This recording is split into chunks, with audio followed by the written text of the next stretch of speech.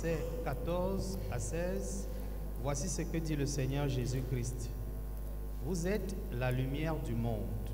Une ville située sur une montagne ne peut être cachée. Et on n'allume pas une lampe pour la mettre sous le boisseau, mais on la met sur le chandelier et elle éclaire tous ceux qui sont dans la maison. Que votre lumière luise ainsi devant les hommes, afin qu'ils voient vos bonnes œuvres et qu'ils glorifient votre Père qui est dans les cieux. Amen. Gloire à Dieu. Jésus dit ici à ceux-là qui vivent la réalité des béatitudes, parce que, en fait, le Seigneur ne parle du sel de la terre, il ne parle de la lumière du monde que par rapport aux gens qui pratiquent les béatitudes. C'est important de le savoir, parce que beaucoup de gens ont l'habitude de dire « je suis la lumière du monde ». Il ne sait pas par rapport à quoi Jésus a dit que vous êtes la lumière du monde. En fait, quand Jésus parle, vous êtes le sel de la terre, la lumière du monde, c'est uniquement par rapport à la mise en pratique, la réalité de la vie, le caractère des béatitudes dans la vie du croyant. Et donc, ces personnes sont rayonnantes. En fait, ce rayonnement qui est en eux doit éclairer la vie des hommes, parce que c'est un moyen qui permet à l'humanité de comprendre le message du royaume de Dieu. Dieu ne veut pas surtout que les siens mènent une vie monastique quand il s'agit de montrer qu'ils sont des enfants de Dieu. D'où ce grand terme, vous êtes la lumière du monde. Donc, en tant que chrétiens, nous devons éclairer, nous devons briller dans le monde. Jésus dit, vous n'êtes pas du monde, mais je vous envoie dans le monde. Il faut que les hommes découvrent les œuvres des disciples de Christ. Ça, c'est important. Encore faut-il que nous ayons des œuvres. Si c'était possible, ils devraient se retrouver au hit, c'est-à-dire nos œuvres, si c'était possible, puisque Jésus dit, une ville située sur une montagne ne peut être cachée. Ça veut dire que nous devons être des étoiles visibles pour modéler le monde, parce que ceux qui sont en vue sont souvent des personnes que les gens imitent. Les enfants de Dieu sont appelés à être remarqués par leur éclat, parce qu'ils doivent en avoir. Et quand on est une lumière, on peut le savoir un peu quelque part aussi. Nous devons être heureusement célèbres. Je veux dire heureusement. Célèbre dans le sens de heureux. Vous savez, on dit souvent tristement célèbre. Mais en tant qu'enfant de Dieu, il faut être heureusement célèbre et admirable. Et non le contraire. C'est-à-dire, en tant qu'enfant de Dieu, on ne doit pas être une pierre d'achoppement, on ne doit pas être un sujet de scandale. Par exemple, comme les gens ont parfois tendance à tendre le doigt vers les gens de l'Église en disant « ils causent des scandales ». Donc ça, normalement, ça ne devrait pas être ça l'image des disciples de Jésus-Christ. C'est pour ça qu'il dit « vous êtes la lumière du monde ». Et il dit « brillez partout où vous êtes ». Lisons Jean, le chapitre 1, parce que Jésus est la lumière. Et nous ne marchons que sur son modèle. Jean chapitre 1, verset 4 et verset 9. Jean chapitre 1, verset 4 et 9. Il est écrit, « En elle était la vie, et la vie était la lumière des hommes. Cette lumière était la véritable lumière qui, en venant dans le monde, éclaire tout homme. » Amen. Amen. Gloire à Dieu. Là, on parle de celui qui s'appelle la parole de Dieu. C'est-à-dire, quand on dit « en elle était la vie », elle ici est mise pour la parole, notamment, donc, comme c'est écrit dans le livre d'Apocalypse, lorsqu'on parle de Jésus, on dit qu'il s'appelle la parole de Dieu. Et la Bible dit de cette parole en tant que le nom du Fils de Dieu, comme ayant été au commencement avec Dieu, dont il s'agit de la parole faite chair. C'est en elle qu'était la vie, et cette vie était la lumière des hommes. Notre vie, notre style de vie, notre façon de vivre, et même notre hygiène de vie, notre conception de la vie, notre vécu quotidien, ça veut dire ce qu'il y a en nous doit marquer merveilleusement les gens qui nous observent. Alléluia. Je parle de notre vie, je parle de notre style, je parle de notre façon de vivre et même notre hygiène de vie, hein, parce que souvent il y a des gens, je suis un enfant de Dieu, mais il ressemble plutôt à un porc. Non, la Bible dit que ne donnez pas les choses saintes aux pourceaux.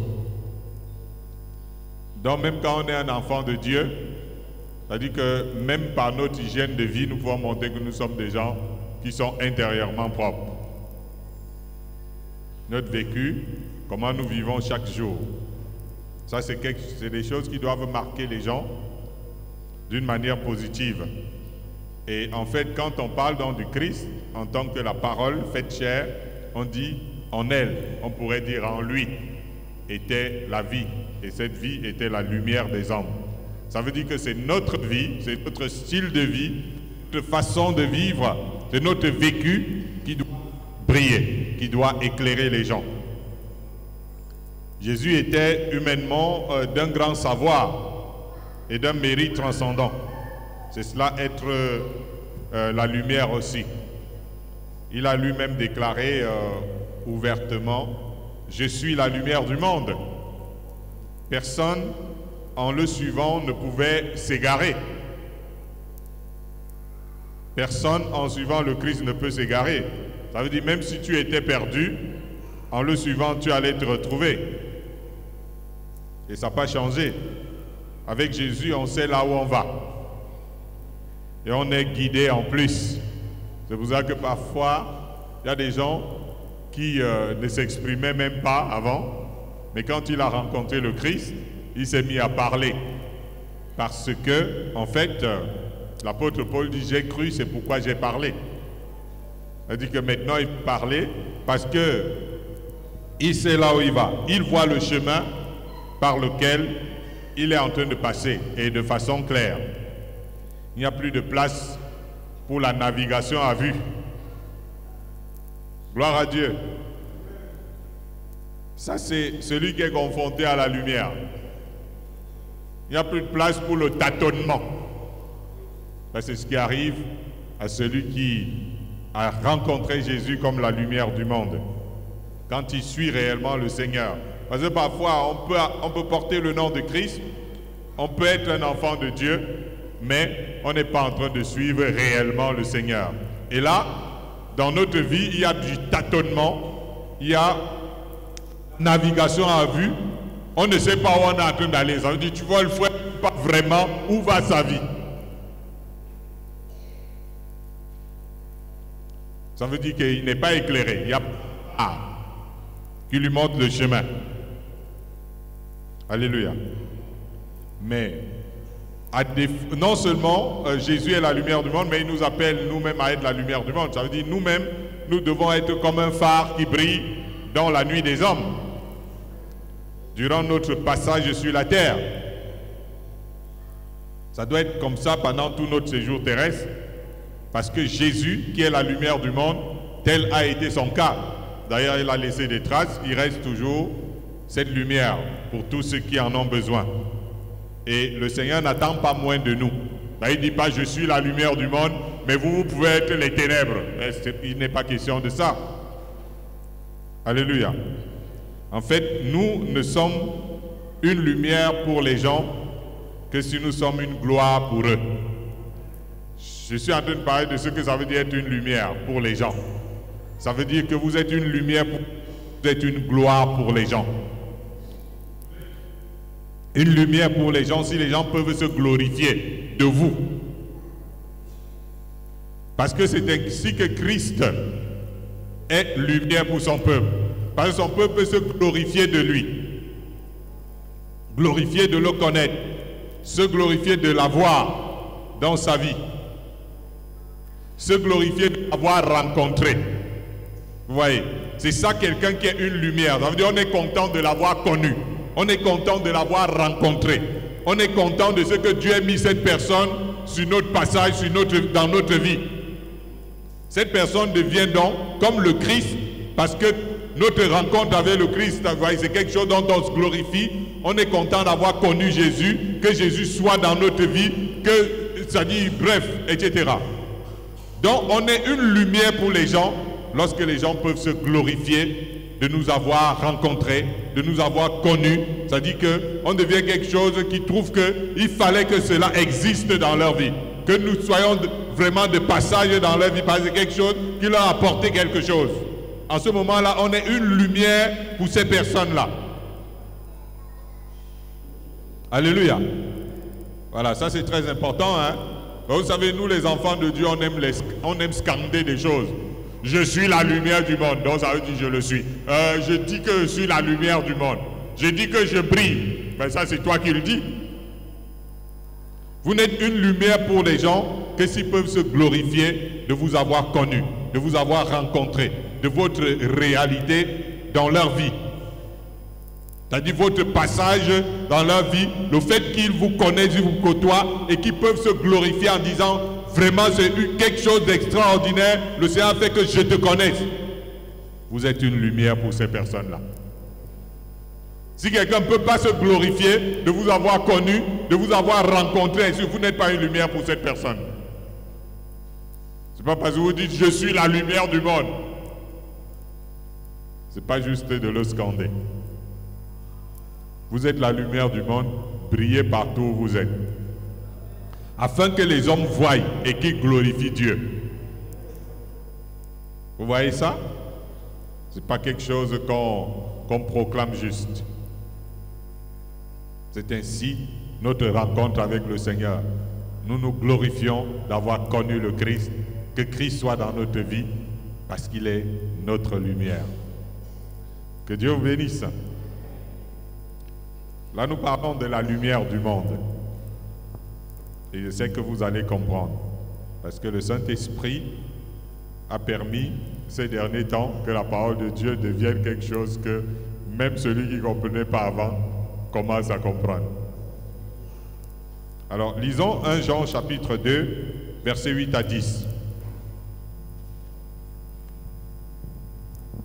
Vous pouvez jauger votre lumière au fur et à mesure que vous écoutez ce message aujourd'hui. 1 Jean chapitre 2, versets 8 à 10. Toutefois, c'est un commandement nouveau que je vous écris, ce qui est vrai en lui et en vous, car les ténèbres se dissipent et la lumière véritable paraît déjà. Celui qui dit qu'il est dans la lumière et qui hait son frère est encore dans les ténèbres. Celui qui aime son frère demeure dans la lumière et aucune occasion de chute n'est en lui. Amen. Gloire à Dieu. Voilà. La lumière véritable paraît déjà. C'est-à-dire qu'on peut tous remarquer la lumière.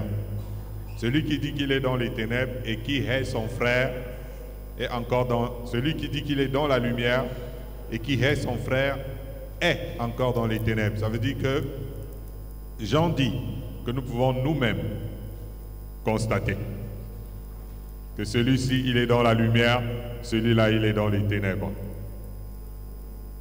Parce qu'il dit que c'est une lumière qui paraît. Alléluia.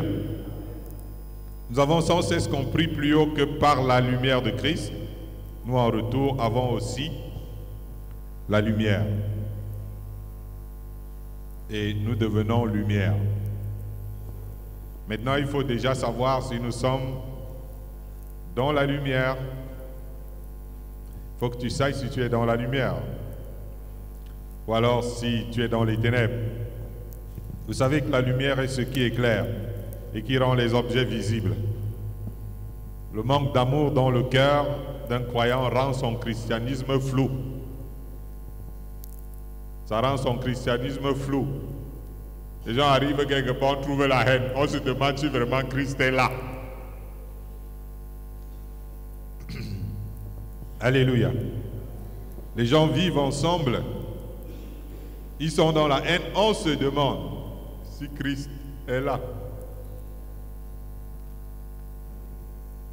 Gloire à Jésus. Donc le manque d'amour rend le christianisme flou. Malgré l'engagement que nous avons dans la foi, beaucoup de foi. Et maintenant on ne voit pas l'amour, du coup, ça devient un peu flou là. L'amour est comme un soleil, hein? Un soleil qui éclaire la vie d'un enfant de Dieu. L'amour ensoleille la vie. L'amour rend rayonnant. Quand quelqu'un a l'amour dans son cœur, il va être rayonnant. Quand quelqu'un a la haine dans le cœur, même s'il met le sobo, il met le menyenge, la haine qui est dans son cœur va paraître. Alléluia. Vous pouvez voir une personne qui, à l'apparence, est une personne visiblement agréable à voir. Mais maintenant, vous vous approchez de la personne, vous côtoyez la personne, vous vous rendez compte que la personne est trop laide. Parce que vous vous rendez compte que la personne a la haine, la personne est méchante. Toute la beauté que vous aviez vue au début sur la personne, tout ça part en l'air.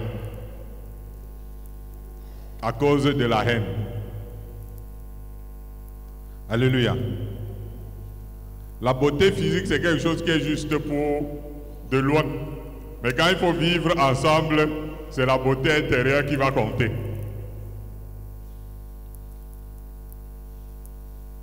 Gloire à Jésus. C'est difficile de croire que les gens qui ont la haine connaissent le bon Dieu. Hein? Je ne sais pas si vous voyez ce que je veux dire. Plus il y a de l'amour, plus il y a la lumière. Moins il y a de l'amour, moins il y a de la lumière.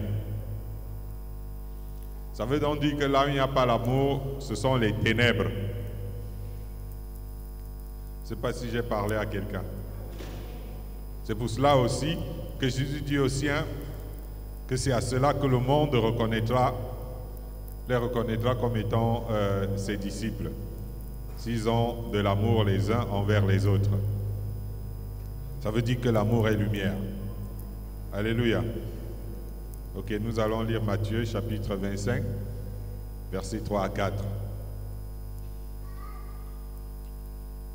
Matthieu 25, versets 3 à 4. Matthieu 25, versets 3 à 4. Les folles, en prenant leurs lampes, ne prirent point d'huile avec elles, mais les sages prirent avec leurs lampes de l'huile dans des vases.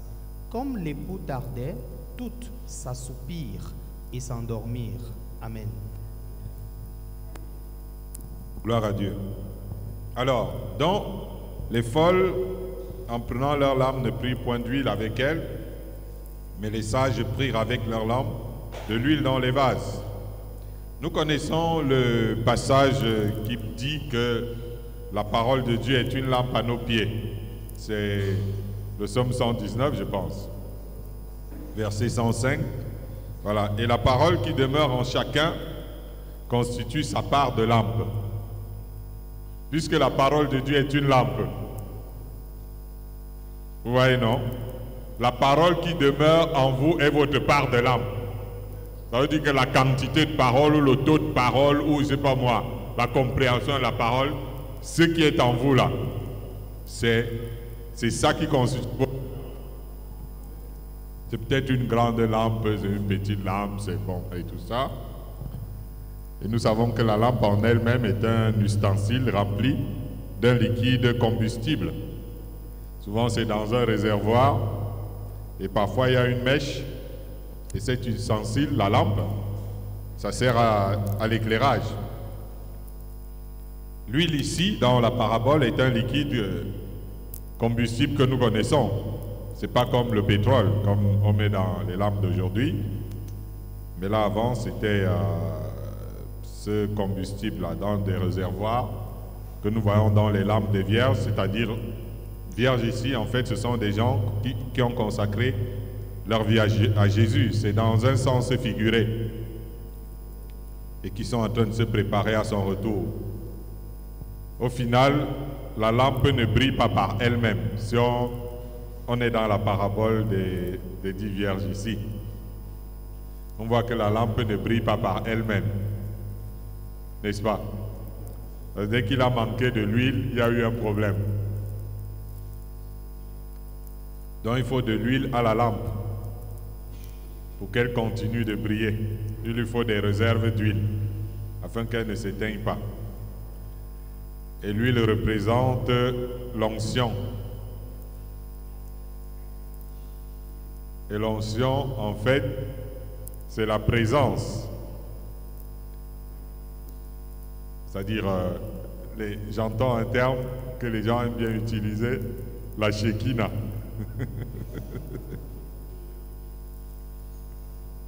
Vous voyez, non?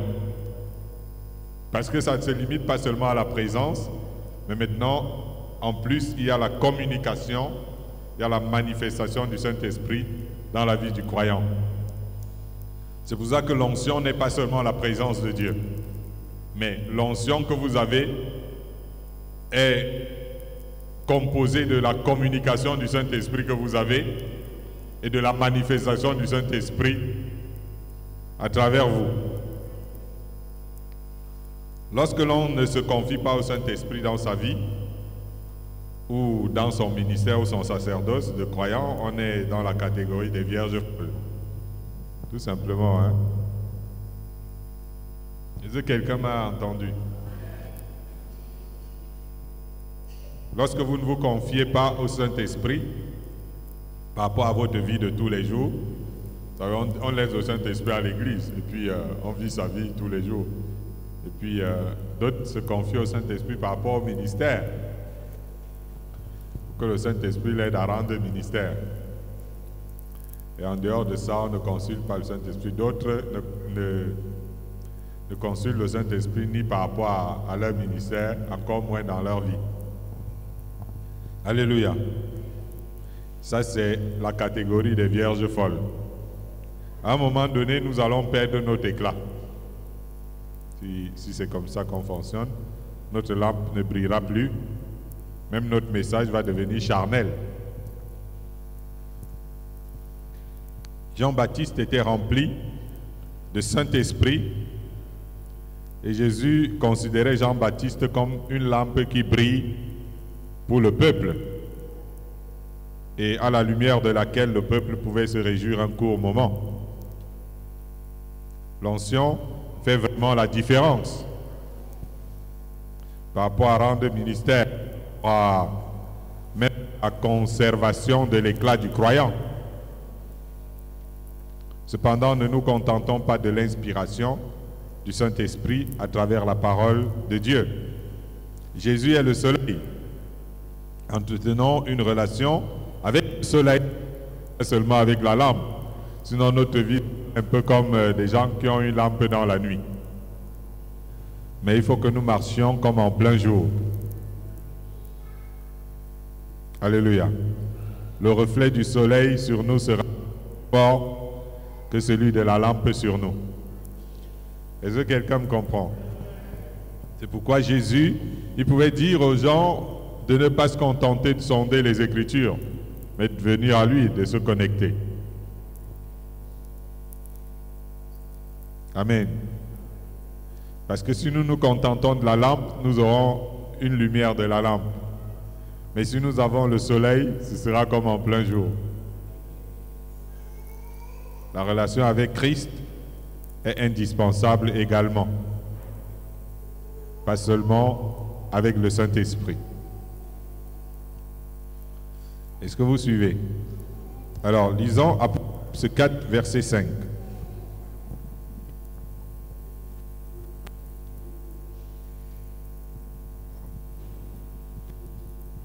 Apocalypse de Jean, chapitre 4, verset 5, il est écrit: Du trône sortent des éclairs, des voix et des tonnerres.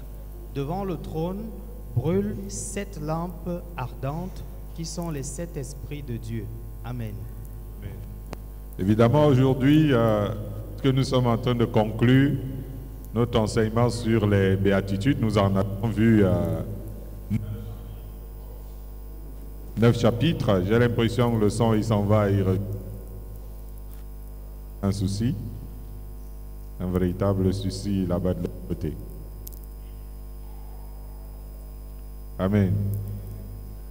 Donc, aujourd'hui, nous concluons sur notre message. Tu peux ne pas très bien comprendre, tu n'as pas fait tous les enseignements de samedi, mais tu peux retenir l'essentiel. Du trône sortent des éclairs, devant le trône brûlent 7 lampes ardentes qui sont les 7 esprits de Dieu. Les 7 esprits de Dieu. C'est ce qui est écrit dans ce passage. Dans l'Ancien Testament, la parole de Dieu est comme une lampe.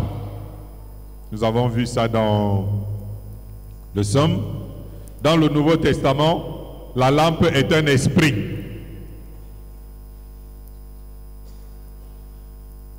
Quand on parle parfois, les frères ils se disent, qu'est-ce qu'on dit? La parole de Dieu est comparée, la lampe est comparée à la parole dans l'Ancien Testament, mais dans le Nouveau Testament, nous venons de le lire tous, Apocalypse 4, verset 7. C'est pas comme si je suis en train d'inventer quelque chose. La lampe est plutôt un esprit. On dit les 7 lampes qui sont les 7 esprits de Dieu. C'est difficile de comprendre le sens de ça. Alors, comme les 7 lampes qui sont devant le trône de Dieu, tout simplement, et qui sont quoi? Les 7 esprits de Dieu. Dans Ancien Testament, lampe égale parole. Nouveau Testament, lampe égale esprit. L'apôtre Paul, s'adressant à Timothée, lui parle de ce que nous avons reçu. L'esprit d'amour, l'esprit de force et l'esprit de sagesse. N'est-ce pas? Là, il est question pour nous de découvrir les 7 esprits de Dieu, parce que l'apôtre Paul n'a parlé que de 3 là. Dans Ésaïe chapitre 11, vous pouvez le voir, au verset 2, on parle au sujet du Messie, en notant ce qui allait reposer sur lui. On dit esprit de sagesse, d'intelligence, esprit de conseil, esprit de force, esprit de connaissance et de crainte de l'Éternel. Là-bas, on cite 6, n'est-ce pas? Je dis Ésaïe chapitre 11. Donc simplement, je vous montre les passages pour que vous puissiez relire. Il ne manque alors que l'esprit d'amour mentionné par l'apôtre Paul, puisque l'apôtre Paul a parlé de l'esprit de sagesse et de force, qu'on retrouve tous dans les 6 esprits évoqués dans Ésaïe 11, et il ne reste que l'esprit d'amour. Est-ce que vous comprenez? Là, nous parlons des 7 esprits, les 7 lampes qui brillent devant le trône de Dieu. Ces 7 lampes sont les 7 esprits de Dieu qui sont l'esprit de sagesse, l'esprit d'intelligence, l'esprit de conseil, l'esprit de force, l'esprit de connaissance, l'esprit de crainte de l'Éternel, l'esprit d'amour. Est-ce que vous avez vu les 7 esprits de Dieu? Donc, je répète, les 7 lampes qui brûlent devant le trône de Dieu sont l'esprit d'amour, l'esprit de sagesse, l'esprit d'intelligence, l'esprit de conseil, l'esprit de force, l'esprit de connaissance, l'esprit de crainte de l'Éternel. Les gens de la Nouvelle Alliance doivent avoir ces lampes. Peut-être pas les 7, mais il faut quand même tout faire pour avoir les lampes de Dieu. Il faut chercher à avoir l'esprit d'amour, il faut chercher à avoir l'esprit de sagesse, il faut chercher à avoir l'esprit de force, l'esprit d'intelligence, etc., etc. Gloire à Dieu. Parce que chaque lampe va doser la lumière. C'est un peu comme si, vous voyez, là il y a 3 lampes, il y a une qui brille moins. Si toutes les lampes brillent, on va avoir plus d'éclat. Alors maintenant, si par exemple vous mettez ces lampes, vous mettez 7, il y aura plus d'éclat encore. Donc, si une des lampes manque, en fait, il y a toujours l'éclat, mais il manque quelque chose. Gloire à Dieu. Vous avez retenu les 7 esprits de Dieu? Les 7 lampes qui brillent devant le trône de Dieu. J'aimerais bien en parler encore. L'esprit d'amour, l'esprit de sagesse, l'esprit d'intelligence. Tout ça, c'est des lumières, hein? J'espère que vous voyez bien. L'esprit de conseil, l'esprit de force, l'esprit de connaissance, l'esprit de crainte de l'Éternel, etc. Donc ça, ce sont des lampes qui doivent briller fort. Nous avions dit que l'amour est lumière, la sagesse et l'intelligence aussi, sans oublier le conseil et la puissance, parce que force égale puissance, ainsi que la connaissance et la crainte de Dieu. Il faut entretenir ces lampes et les garder allumées. Alléluia. Souvenez-vous quelque part que l'apôtre Paul dit: n'éteignez pas l'esprit, parce que l'esprit est la lampe. Voyez-vous? Et là maintenant, c'est bien de conserver et d'entretenir la sagesse, qu'elle ne finisse pas, qu'elle ne s'éteigne pas, ou la connaissance, ou l'amour, et toutes ces choses-là. Là, nous sommes en train de parler à des gens qui ont un niveau assez élevé de compréhension après plusieurs séances d'enseignement. On peut ne pas tirer très long dessus. Gloire à Dieu. Parce que la Bible dit: vous êtes la lumière du monde. Et c'est important de détailler par quoi nous sommes la lumière. Nous sommes lumière par ceci, par cela, etc. Les différentes lampes qui scintillent et qui font qu'on brille. Disons Hébreux chapitre 9, le verset 2.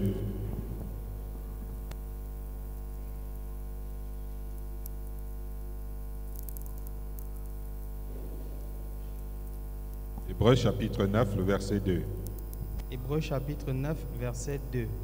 Un tabernacle fut en effet construit. Dans la partie antérieure, appelée le lieu saint, étaient le chandelier, la table et les pains de proposition. Amen. Amen. Voilà, dans la partie intérieure appelée le lieu saint était le chandelier, entre autres. Vous avez vu que les lampes brillent devant le trône de Dieu, tout comme le chandelier, puisque le chandelier se trouve dans le lieu saint. De cette lampe qui était placée dans le tabernacle, ceux qui se souviennent de la description du chandelier dans l'Ancien Testament, il a le chandelier lampe. Et on mettait le chandelier dans le Saint des Saints. Et le chandelier en lui-même, en fait, c'est le support sur lequel on place les lampes ou les bougies. Parfois, il y a aussi d'autres choses, c'est pas moi, etc. Dans Apocalypse, il est écrit que les 7 chandeliers de la vision sont les 7 églises. Les 7 églises. N'est-ce pas? Ça veut dire que l'église est le support des lampes de Dieu. Or, le chandelier se trouve dans le lieu très saint du temple. Ce qui veut dire qu'il s'agit d'une église qui se tient devant Dieu. L'église étant une assemblée de croyants, il s'agit de ceux-là qui vivent constamment dans un programme de communion devant Dieu. Apocalypse, on parle encore des 2 témoins qui sont comparés à 2 chandeliers qui se tiennent devant le Seigneur de toute la terre. Donc le chandelier doit être toujours devant Dieu. N'est-ce pas? On dit les 2 chandeliers qui se tiennent devant le Seigneur. N'est-ce pas? Et nous avons vu le chandelier qui était dans le temple qui se trouvait dans le Saint des Saints. Nous avons vu les lampes qui brûlent devant le trône de Dieu. C'est dire que quand l'ensemble de l'Église ne fait pas l'affaire, le Seigneur a toujours besoin de quelques témoins au moins. Comme ces 2 témoins qui sont les chandeliers qui se tiennent devant le Seigneur de toute la terre. Ça veut dire que Dieu, à défaut d'avoir tout le monde les chandeliers qui représentent, il a besoin quand même de ne serait-ce que quelques témoins qui se tiennent devant lui et qui marchent constamment devant sa face. De tels témoins deviennent donc les supports sur lesquels les lampes de Dieu sont accrochées pour éclairer la maison de Dieu. C'est dit qu'il y a des personnes qui portent le peuple devant le trône de Dieu par leur prière afin que les lampes de Dieu continuent de briller. Lorsqu'il n'y a plus de gens qui se tiennent devant le trône de Dieu, il y a un souci là, à la baisse de tension. S'il n'y a pas ces supports-là, les lampes seront sous la table. Parce que c'est bien beau qu'il y ait des lampes, mais il faut ceux qui soutiennent les lampes pour que ça continue de briller. Alléluia. Et vous remarquerez que c'est à l'intérieur des chandeliers qu'on met l'huile. Ce n'est pas dans les lampes qu'on met l'huile. Parce que les lampes sont soutenues par le chandelier. Ok, nous allons lire 1 Pierre 2, verset 9. On espère que la baisse de tension ne va pas beaucoup nous déranger. C'est dans le quartier que ça se passe. 1 Pierre 2, verset 9. 1 Pierre 2, verset 9, il est écrit: Vous, au contraire, vous êtes une race élue, un sacerdoce royal, une nation sainte, un peuple acquis, afin que vous annonciez les vertus de celui qui vous a appelé des ténèbres à son admirable lumière. Amen. Amen. Gloire à Dieu. Celui qui nous a appelés des ténèbres à son admirable lumière. Nous avions précisé que c'est Jésus qui est la lumière du monde avant tout. Même si Jésus dit vous êtes la lumière du monde, c'est lui qui est la lumière du monde avant tout. Cette lumière a les vertus que nous lui avons reconnues plus haut.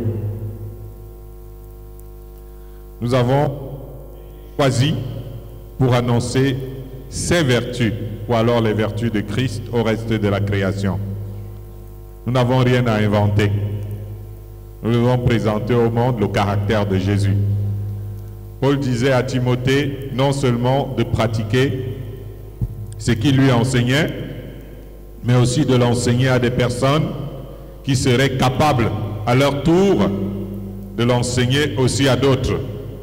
Là, c'est jouer le rôle d'un chandelier ou d'une chandelière.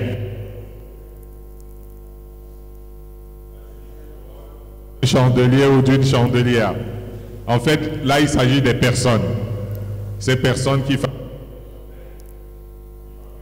On les appelle les chandeliers ou les chandeliers. Amen. Voilà, je ne pense pas qu'il faut augmenter de temps en temps. C'est pas ça le problème.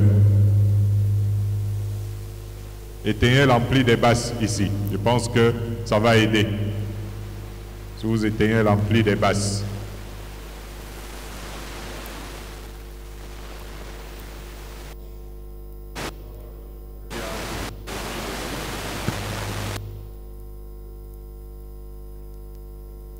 Gloire à Dieu.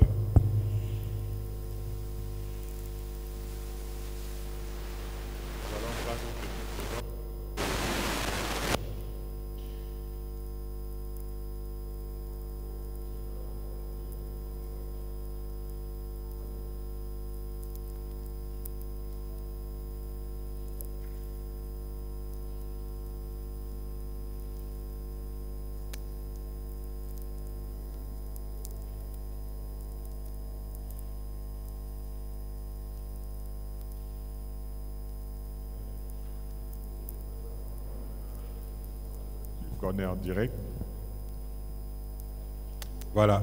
Donc, je disais qu'il y a des personnes qui sont des chandeliers et des chandelières. Ça veut dire que les fabricants de lampes. Dieu les a établis pour fabriquer les lampes, pour multiplier les lampes par leur ministère dans la maison de Dieu. Gloire à Dieu. Nous sommes devenus des enfants de lumière parce que nous avons cru en la lumière de Christ. Nous devons donner la possibilité au reste du monde de découvrir la lumière qui est en nous, afin qu'eux aussi, en se connectant, deviennent aussi des enfants de lumière. Gloire à Jésus. C'est une responsabilité, c'est une haute responsabilité que nous devons pleinement assumer.